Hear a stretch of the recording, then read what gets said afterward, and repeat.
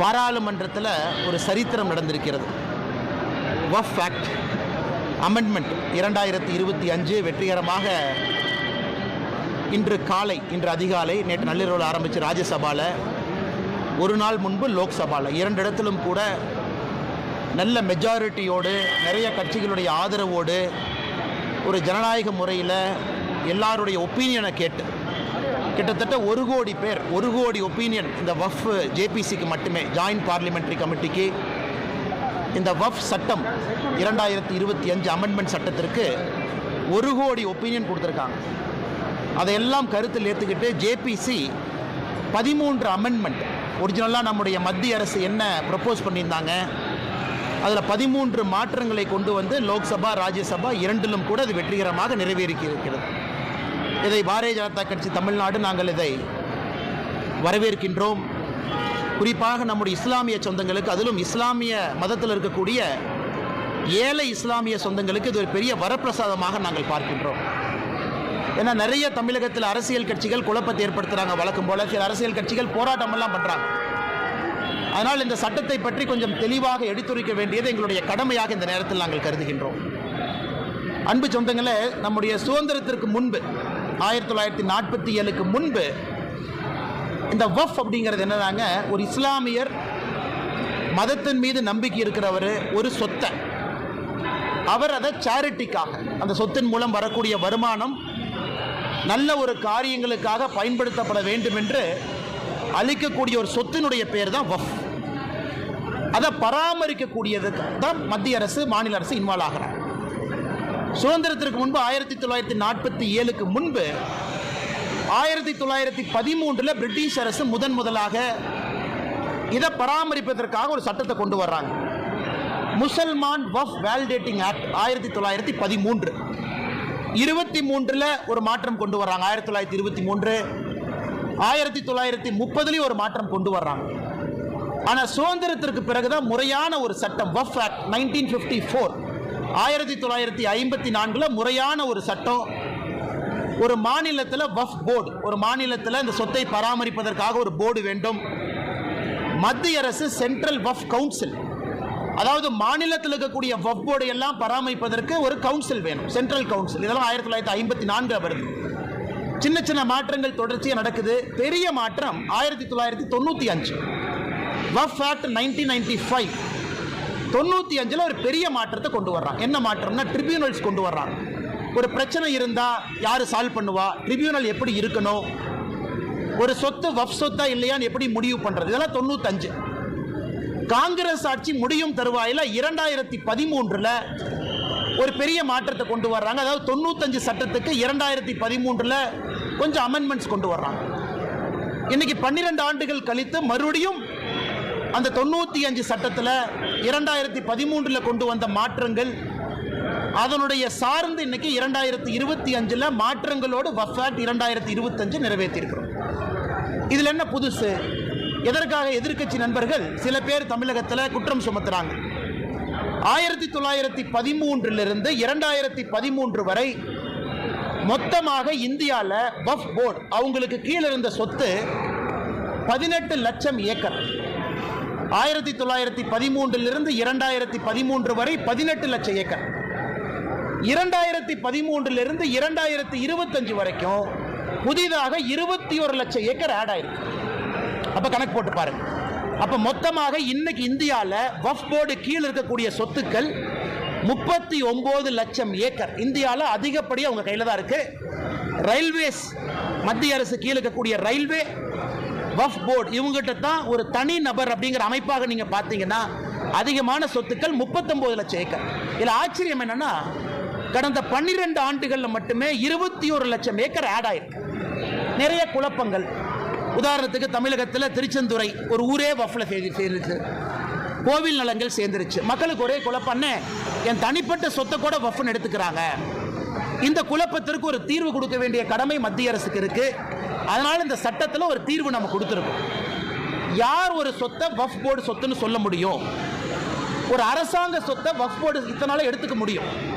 இந்த அமெண்ட்மெண்ட் கொண்டு வர வரைக்கும் அரசாங்கத்தினுடைய சொத்தை செக்ஷன் 40 படி வக்ஃப் போர்டு அவங்க ப்ராப்பர்ட்டியா டிக்ளேர் பண்ணாங்கன்னா வேறக்கு தீர்வே இல்லை. இன்னைக்கு அதை மாற்றிருக்கோம்.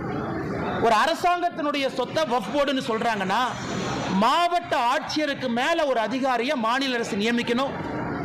அந்த அதிகாரி எல்லாம் பரிந்துரைச்சு பார்த்துட்டு மாவட்ட ஆட்சியருக்கு சொல்லுவார், இது அரசாங்க சொத்தா வக்ஃப் சொத்தா.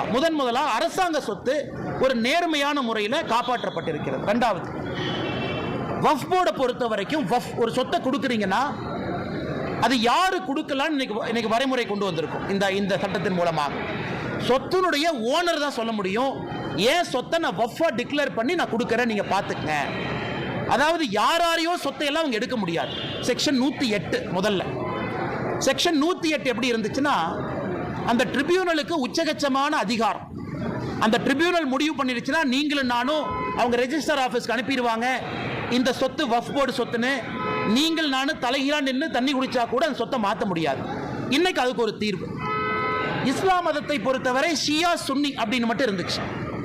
அந்த இஸ்லாம் மதத்துக்குள் இருக்கக்கூடிய உட்பிரிவு ஷியா சுன்னி மட்டும் இன்னைக்கு வக்ஃப் போர்டில் இருந்தாங்க. நாம் இன்னைக்கு அதை எக்ஸ்பேண்ட் பண்ணி அகா கான் அப்படின்னு ஒரு சமுதாயத்தை கொண்டு வந்திருக்கோம், போரா சமுதாயத்தை கொண்டு வந்திருக்கோம். இஸ்லாம் சமுதாயத்தில் பின்தங்கி இருக்கக்கூடிய சமுதாயம் அகா கான் சமுதாயமாக இருக்கட்டும், போரா முஸ்லீமா இருக்கட்டும், அவர்களுடைய பெயரை முதலாக சட்டத்தில் பயன்படுத்தி அவர்களும் இதில் நிர்வகிக்கக்கூடிய தன்மை இருக்கு. தமிழ்நாடு முதலமைச்சர் உட்பட நிறைய பொய் சொல்றாங்க. ஐயோ, அதாவது ஒரு வக்ஃப் போர்டுக்குள்ள எப்படி இஸ்லாமியர் இல்லாதவங்களை கொண்டு வரலாம்? இந்தியாவை பொறுத்தவரை நாம் தெளிவாக இருக்கின்றோம். வக்ஃப் போர்டு என்பது இஸ்லாம் மதம் மட்டும் இருக்கக்கூடியவர்கள் வக்ஃப் போர்டு அல்ல. முட்டாவாளின்னு சொல்றோம். அதாவது அந்த வக்ஃபுடைய சொத்தை நிர்வகிக்கக்கூடியவர் இஸ்லாமியரா இருக்கணும், அதுல எந்த மாற்று கருத்து இல்லை. ஆனா அதை கண்காணிக்கக்கூடிய போர்டு ஸ்டேட் வக்ஃப் போர்டு, அதுல எல்லாம் இஸ்லாமியராக இருக்க வேண்டிய அவசியம் இல்லை. காரணம், அது சேரிட்டிஸ் ஆக்ட் கீழே வருது. ஒரு சேரிட்டி கமிஷனர் எந்த மதமாக இருக்கலாம். அதே போல வக்ஃப் போர்டை பொறுத்த வரைக்கும் இந்த சட்டத்தில் நான் இஸ்லாமியர்கள், இஸ்லாம் மதத்தை சாராதவங்க அட்வொகேட்டா இருக்கிறாங்க, ஒரு சகோதரியா இருக்கிறாங்க, ஒரு எக்ஸ்பர்ட்டா இருக்கிறாங்க, ஒரு சுப்ரீம் கோர்ட் லாயரா இருக்கிறாங்க, சட்டத்தை பத்தி தெரியும், அவங்க எல்லாம் இன்னைக்கு வர முடியும். இதை வேண்டுமென்றே தமிழகத்தில் திமுக போன்ற சில கட்சிகள் ஐயோ இஸ்லாம் மதத்தை சாராதவங்க எல்லாம் கொண்டு வர்றாங்க, அது கிடையாது. அதே போல சென்ட்ரல் வக்ஃப் கவுன்சில், அவங்க வேலை மாநிலத்தில் இருக்கக்கூடிய வக்ஃப் போர்டை மேனேஜ் பண்றது.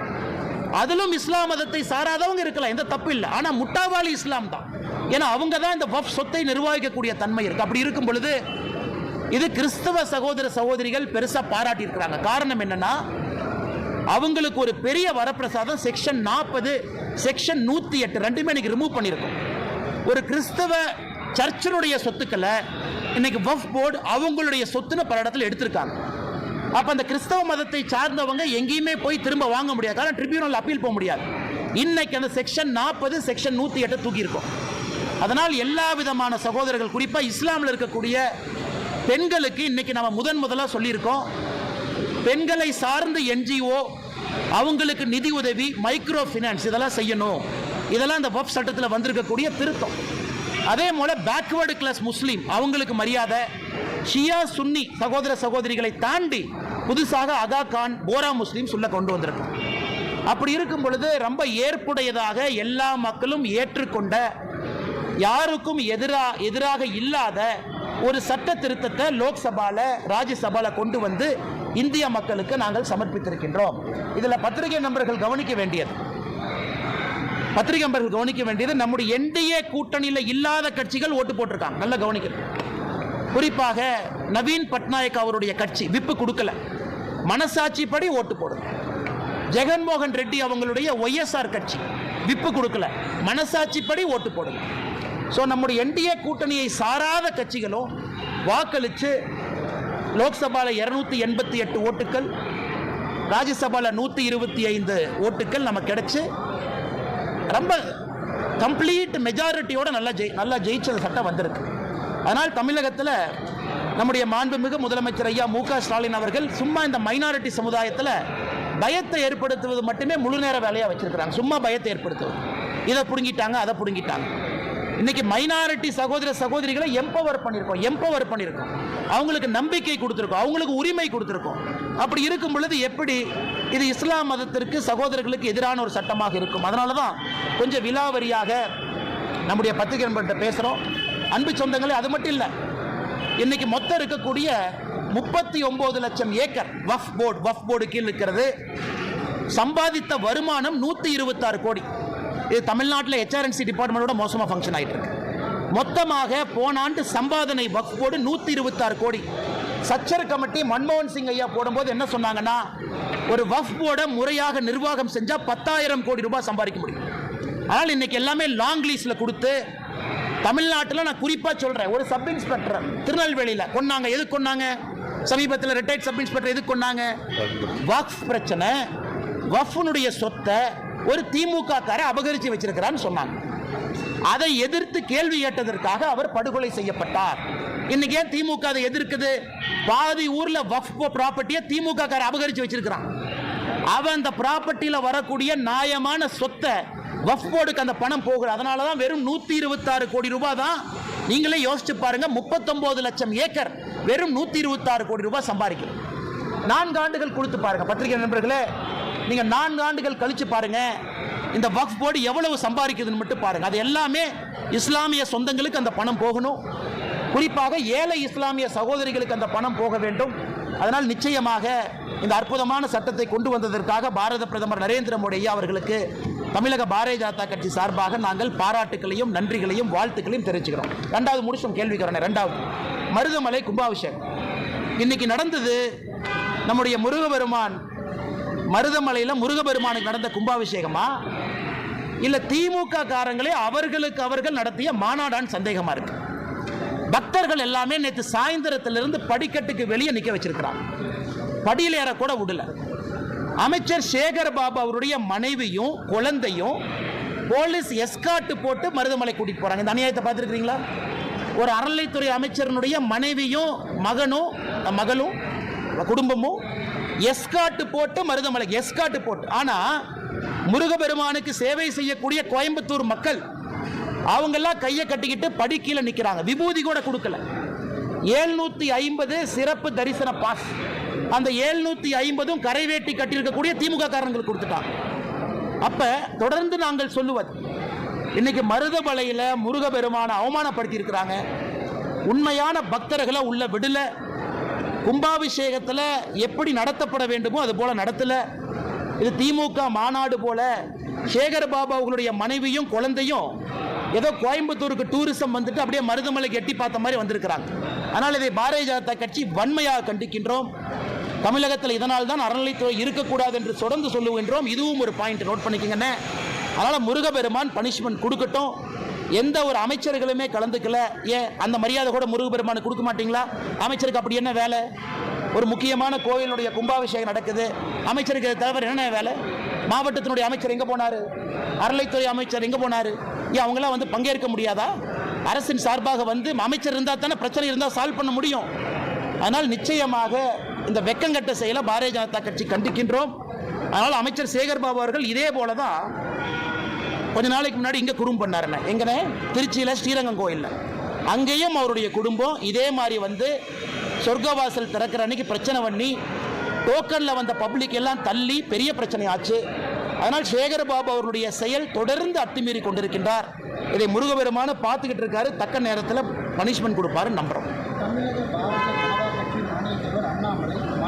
இதெல்லாம் முக்கியமான வக்ஃப் போர்டை பற்றி தொண்டை தண்ணிக்கிலேயே கத்தி வேர்வை எல்லாம் ஊற்றி பேசிகிட்டு இருக்கேன். அதை பற்றி 2 கேள்வி கேளுங்க. அண்ணன் ஏற்கனவே நான் சொல்லியிருக்கிறேன்னே, கோயம்புத்தூரில் மிக தெளிவாக நான் சொல்லியிருக்கின்றேன்.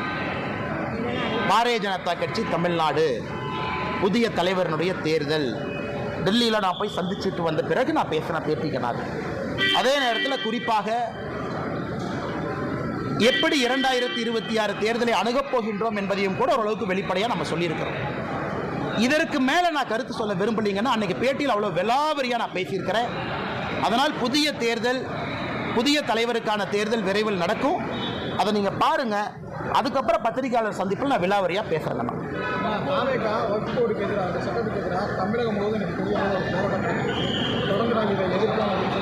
அண்ணா, ஜனநாயகத்தில் போராட்டம் நடத்துறது தப்பு இல்லைங்கண்ணா. அது தாவேகாவாக இருக்கட்டும், எந்த கட்சியாக இருக்கட்டும், போராட்டம் பண்ணட்டும். நான் 2 கேள்வி தான் கேட்குறேன். எதுக்கு போராட்டம் பண்ணீங்க? எந்த பாயிண்ட் நாங்கள் கொண்டு வந்தது தப்புன்னு நினைக்கிறீங்க? எந்த பாயிண்ட்டை நாங்கள் சரியாக செஞ்சுருக்கோன்னு நினைக்கிறீங்க? தாவேகா அதிகாரப்பூர்வமாக ஜேபிசி ஜாயிண்ட் பார்லிமெண்டரி கமிட்டிக்கு லெட்டர் பேட்ல உங்க சஜஷனை கொடுத்தீங்களா? இன்னைக்கு நான் வந்து போராட்டம் பண்றேன், எங்க தலைவர் சொல்லியிருக்காருன்னு கீழே சுத்திட்டு இருக்கிறீங்க. சரி, உங்களுக்காக ஜேபிசி போட்டோம், 1 கோடி பேர் சஜஷன் கொடுத்தாங்க, 1 கோடி சஜஷன் வந்துச்சு. தாவேக்கால இருந்து கருத்து சொன்னீங்களா? ஜேபிசிக்கு நீங்க கருத்து சொல்லியிருந்தா, நல்ல கருத்தா இருந்தா கண்டிப்பா நாங்க எடுத்திருப்போம். சரி, இன்னைக்கு போராட்டம் பண்றீங்க, எதுக்கு போராட்டம் பண்றீங்க? நான் இவ்வளவு விலாவரியா பேசுறேன், இதான் பாயிண்ட்ங்கிறேன், இதான் காரணங்கிறேன். நான் சொன்னதுல தப்பு எங்கேயாச்சும் இருக்குதா நீங்க சொல்லுங்க. எதற்கு போராட்டம் செய்யறனே தெரியாம ஒரு கட்சி தமிழ்நாட்டில் போராட்டம் செய்து கொண்டிருக்கின்றார்கள், அது தாவேக்கா. எதுக்கு போராட்டம் பண்றாங்க?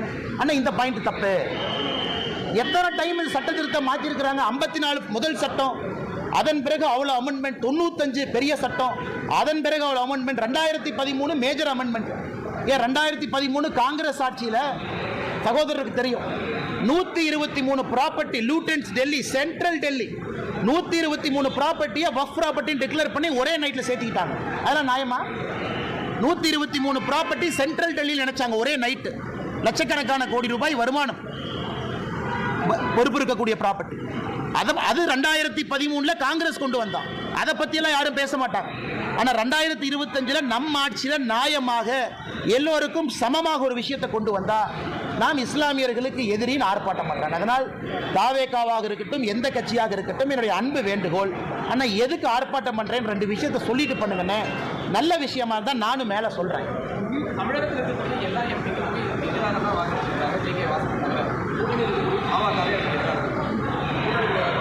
அண்ணே, நம்ம 2 விஷயம் புரிஞ்சுக்கிறோங்க அண்ணே. ஒரு அரசியல் கட்சிகளுக்கு அவர்கள் நிலைப்பாடு இருக்கட்டும், நாங்கள் அதை மதிக்கிறோம். அதில் எது தவறு இருப்பதாக நான் பார்க்கல. ஒரு அரசியல் கட்சியினுடைய நிலைப்பாடு, நாங்கள் சட்டத்தை கொண்டு வந்திருக்கோம், சட்டத்தில் இருக்கக்கூடிய சிறப்பு அம்சங்களை சொல்ல வேண்டியது எங்களுடைய கடமை. பத்திரிகை நண்பர்கள் மூலமாக உங்கள் கேள்விக்கு பதில் சொல்ல வேண்டியது எங்கள் கடமை. அதே நேரத்தில் தப்பு பண்ணுறோம்னா திருத்திக்கிறதுக்கு ஜேபிசி ஒரு வாய்ப்பு. 13 அமெண்ட்மெண்ட் சொன்னாங்க, 13 செஞ்சிட்டோம், 13 ஏற்றுக்கிட்டாச்சு. அதில் எல்லா கட்சியும் சொன்னாங்க. மேஜர் அமெண்ட்மெண்ட் அரசு கொண்டு வந்ததிலிருந்து 13 திருத்தங்களை ஒத்துக்கிட்டோம். ஆனால் ஒரு கட்சிக்கு ஒரு நிலைப்பாடு, அதை நாங்கள் பெரிதாக எடுத்துக்கொள்ளவில்லை. ஏன்னா ராஜ்யசபாவில் கம்ஃபர்டபுளாக நம்ம ஜெயிச்சிருக்கோம், லோக்சபா கம்ஃபர்டபுளாக ஜெயிச்சிருக்கோம். அதனால் ஓட்டு போட்டவர்களுக்கு நாங்கள் தலை வணங்குகின்றோம். ஓட்டு நேற்று போடாதவர்கள் கூட வருகின்ற காலத்தில் தங்களுடைய மனதை மாற்றிக்கொள்வார்கள் என்று நம்புகின்றோம். புதிய மாநில தலைவருக்கான போட்டியில் நான் இல்லை. சரியானே? அடுத்தது அது ஏன் இன்னைக்கு நாளைக்கு நீங்க அப்படியே ஒரு நியூஸை போட்டு அண்ணாமலை டெல்லி போறாரு, அண்ணாமலை இவரை கை காட்டினாரு, அண்ணாமலை இவரை கை காட்டல, இந்த எந்த வம்பு சண்டைக்கு நான் வரலீங்கன்னா நான் போட்டியில் இல்லை.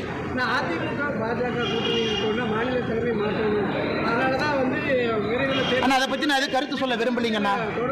அண்ணா அதை பற்றி நான் கருத்து சொல்ல விரும்பல. என்னை பொறுத்தவரை இந்த கட்சி நல்லா இருக்கணும், நல்லவர்கள் இருக்கக்கூடிய கட்சி, நல்ல ஆத்மாக்கள் இருக்கக்கூடிய கட்சி. இந்த கட்சியில் நிறைய பேர் உயிரை கொடுத்து இந்த கட்சியை வளர்த்திருக்கிறாங்க, புண்ணியவர்கள் இருக்கக்கூடிய கட்சி. அதனால் அந்த கட்சி எப்பொழுதும் நன்றாக இருக்க வேண்டும் என்று நினைக்கக்கூடியவன் நான். ஆனால் என்னை பொறுத்தவரை புதிய தலைவர் தேர்ந்தெடுக்கப்படும் பொழுது நிறைய பேசுவாங்கண்ணா. அண்ணா இன்னைக்கு நீட் டிராமா வெற்றிகரமா முடிவுக்கு வந்துருச்சு. Chapter close. Baahubali part 1 part 2 மாதிரி NEET part 1 part 2 part 5 close. இனி நீட்டுக்கு சாப்டரே இல்லை. ஏன்னா அது பிரசிடென்ட் ஆஃப் இந்தியா கையில் இருக்கிற வரைக்கும் தான் அவங்க ஆட்டம். கவர்னருக்கு அனுப்பிச்சேன், கவர்னர் அனுப்பல. பிரசிடென்ட் ஆஃப் இந்தியாவுக்கு அனுப்பிச்சேன், ஜனாதிபதி சும்மாவே வச்சிருக்கிறாங்க. இன்னைக்கு ஜனாதிபதி அவர்கள் நிராகரித்து திருப்பி அனுப்பிட்டாங்க. அதாவது நீங்க சொல்லி இருக்கக்கூடிய விஷயத்தை நாங்கள் ஏற்றுக்க மாட்டோம், நீங்க சொல்லி இருக்கக்கூடிய காரணங்களையும் ஏற்றுக்க மாட்டோம். நீட் இந்திய மக்களுக்கு, தமிழக குழந்தைகளுக்கு நல்லதுன்னு பிரசிடென்ட் அவங்க திமுக அசம்பிளியில் போட்ட ரெசல்யூஷனை நிராகரித்து திரும்ப பதில் கடிதம் அதிகாரப்பூர்வமாக முதலமைச்சருக்கு போட்டாங்க. முதலமைச்சரனுடைய நீட் நாடகம் அதிகாரப்பூர்வமாக முடிவுக்கு வந்துருச்சு. அவர் புதிய நாடகத்தை தொடங்க வேண்டும் என்று அன்போடு கேட்டுக்கிறேன். அந்த புதிய நாடகத்திற்கு அனைத்து கட்சி கூட்டம்னு ட்ராமா பண்ணுவார், அதுக்கு எல்லாத்தையும் கூப்பிடுவார் வழக்கமாக. அடுத்து நான் முதலமைச்சரை சேலஞ்ச் பண்ணுறேன், சுப்ரீம் கோர்ட்டுக்கு போங்க. இதுக்கு தான் நான் காத்துக்கிட்டு இருந்தேன். ஜனாதிபதி அவங்க ரிஜெக்ட் பண்ணணும், வேற எந்த வாய்ப்பு இருக்கக்கூடாது. உங்களுக்கு இருக்கக்கூடிய ஒரே ஒரு வாய்ப்பு சுப்ரீம் கோர்ட். ஆனால் சுப்ரீம் கோர்ட்டுக்கு மட்டும் போக மாட்டாங்க. ஏன்னா நீட்டு வந்ததே சுப்ரீம் கோர்ட் மூலமாகத்தான். நீட்டு வந்ததே சுப்ரீம் கோர்ட் மூலமாகத்தான். இன்னைக்கு இந்த பார்ட்டிகள்லாம் 9ஆம் தேதி 8ஆம் தேதி எப்போ மீட்டிங் கூப்பிடுறாங்களோ, சுப்ரீம் கோர்ட்டுக்கு போகாம சைனாக்கு போகலாமா, ஜப்பானுக்கு போகலாமா, ரஷ்யாவுக்கு போகலாமான்னு அந்த மீட்டிங் நடக்கும். தைரியம் இருந்தால் சுப்ரீம் கோர்ட்டுக்கு போங்க. சுப்ரீம் கோர்ட்லேயும் ரிஜெக்ட் ஆகி வரட்டும். குழந்தைகளுக்கு ஒரே மனநிலையோடு சமமான மனநிலையோடு படிக்க ஆரம்பிக்கும். நீட்டுக்கு வர்றதுக்கு கொஞ்ச நாளைக்கு முன்னாடி எல்லாம் இதே டிராமா டிராமா டிராமா. இந்த தலைவர்கள் யாரும் போட்டி போடுவதில்லைனே. பாரதிய ஜனதா கட்சியில் தலைவர்களுக்கு போட்டி எல்லாம் கிடையாது. எல்லாரும் சேர்ந்து ஒரு தலைவரை தேர்ந்தெடுப்போம், அவ்வளோதான். இதில் போட்டி எங்கே வந்துச்சு? அதனால தான் தலைவர் போட்டியில் நான் இல்லைன்னு சொன்னேன். தலைவருக்கு வந்து மற்ற கட்சி மாதிரி 50 பேர் போய் 50 பேர் போய் தலைவர் கட்சிக்காக நாமினேஷன் கொடுத்து அது ஓட்டெடுப்பு நடத்தி அப்படிலாம் கிடையாதுங்க. எல்லோரும் சேர்ந்து ஏக மனதோடு ஒரு மனதோடு ஒரு தலைவரை தேர்ந்தெடுப்போம். அப்போ போட்டி எங்கிருந்து வருதுங்கண்ணா? தோட்டத்துக்கு போய் ரொம்ப மேடம் நீங்கள் ஜேர்னலிஸ்டா? ஐயோ வேண்டாம். ஆமாம். ஏன் தலைவா என்ன மரியாதை கொடுக்க மாட்டீங்களா நீங்கள்? அதுக்குள்ளே மறந்துடுவீங்களா? ஒரு விவசாயியோட பையனாக இருப்பேன், மறந்துடுவீங்களா? என்னுடைய பணி ஒரு தொண்டனாக எப்பொழுதும் தொடருங்கண்ணா. கரப்ஷனுக்கு எதிராக வந்தவன் நான். அதில் சமரசம் கிடையாது. யாராக இருந்தாலும் சமரசம் இல்லை. ஒரு நாள் இல்லைன்னா ஒரு நாள் தமிழ்நாட்டில் நல்ல ஒரு ஆட்சியை கொண்டு வருவதற்கான முயற்சி தொடரும். இந்த நேரத்தில் தேசிய கட்சியாக இருக்கிறோம், பல விஷயத்தை பார்க்கணும். 2026 தேர்தல் தமிழ்நாட்டுக்கு முக்கியம், மக்களுக்கு முக்கியம். மக்கள் திரும்ப 5 வருஷம் இதே திமுக கொடுமையில் மக்கள் மறுபடியும் 5 வருஷம் மாட்டணுமா? அதையெல்லாம் பார்க்க வேண்டிய கட்டாயம் இருக்குது. ஒரு தொண்டனாக கட்சி சொல்கிற பணியை பாடி செஞ்சுட்டு போகிறாலும் ஒன்றும் பிரச்சனை இல்லைங்க. எல்லாம் பேசுவோம் தலைவா. அதை ஏற்கனவே சொல்லிட்டேன், எல்லாம் பேசுவோம். தலைவர் தேர்தலுக்கு அப்புறம் பேசுவோம். சொல்லுங்க. அந்த கேள்வி கேளுங்க, முக்கியமான கேள்வி. தலைவா இந்த மண்ணை விட்டு எங்கேயும் போக மாட்டேன் தலைவா. ஏன் பேக் பண்ணி அனுப்புறதுல இருக்கீங்க? டெல்லி போனால் ஒரு நைட்டு வேலையை முடிச்சுட்டு அடுத்த நாள் திரும்புகிற ஆள் நான். அதனால் எதுவும் கவலைப்படாதீங்கன்னா இங்கே தான் உங்கள் முன்னாடி சுற்றிட்டு இருக்கேன். அண்ணா டாஸ்மார்க் வழக்கு நல்லா கேட்டீங்க, நல்ல கேள்வி அண்ணன். அதாவது திமுகவுடைய அமைச்சரவையில் 13 பேருக்கு மேலே இன்னைக்கு வருமானத்துக்கு அதிகமாக சொத்து சேர்த்த வழக்கு தமிழ்நாடு நீதிமன்றங்கள் நடக்குது. டிஸ்ட்ரிக்ட் கோர்ட்டில், ஹைகோர்ட்டில் நடக்குது. 13 அமைச்சர்கள் 35 பேர்த்துல வருமானத்துக்கு அதிகமாக சொத்து சேர்த்த வழக்கு. இதை கேட்கலாமே முதலமைச்சர், பக்கத்து மாநிலத்துக்கு டிரான்ஸ்ஃபர் பண்ணலான்னு. எப்படி இதெல்லாம் கேட்காம டாஸ்மார்க் வழக்கை மட்டும் பக்கத்து மாநிலத்துக்கு மாற்றணுமா? என்ன டிராமா பாருங்க. இவங்க தான் குதிச்சு ஹைகோர்ட்டுக்கு போனாங்க. இவங்க தான் குதிச்சு ஹைகோர்ட்டில் ஸ்டே கேட்டாங்க. இப்போ ஹைகோர்ட்டில் அமர்வு மாறிய பிறகு, அமர்வு நீதிபதிகள் மாறிய பிறகு இன்னைக்கு முதலமைச்சர் தலைமையில் இருக்கக்கூடிய இந்த குரூப் என்ன பண்ணுது? ஐயோ சுப்ரீம் கோர்ட்டுக்கு போயிருக்கிறாங்க. இன்னைக்கு ஐயோ இந்த டாஸ்மார்க் வழக்க பக்கத்து மாநிலத்துக்கு மாற்றுங்க. நான் முதலமைச்சர் கேட்குறேன், ஐயா 13 அமைச்சர்கள் மீது வருமானத்துக்கு அதிகமாக சொத்து சேர்த்த வழக்கை இதே கடிதம் போட்டு பக்கத்து மாநிலத்துக்கு அனுப்புங்க. அப்புறம் டாஸ்மார்க்கு நான் உங்களோட சேர்ந்து சப்போர்ட் பண்ணுறேன். உங்களுக்கு ஒரு நியாயம், ஊருக்கு ஒரு நியாயம். நீதிமன்றம்னா நியாயமாக இருப்பாங்க, நேர்மையாக இருப்பாங்கன்னு சொல்கிற நீங்கள் டாஸ்மார்க்கு மட்டும் ஏன் பக்கத்து மாநிலத்துக்கு போகணும்? அப்போ உங்கள் மடியில் கனம் இருக்குது, வழியில் பயம் இருக்குது. எதையோ மறைப்பதற்கான முயற்சியில் இறங்கி இருக்கிறீங்க. அன்னைக்கு டாஸ்மார்க் ஆர்ப்பாட்டத்தில் நான் சொன்னது நடக்கத்தான் போகுது. கைதுகள் இருக்கும்.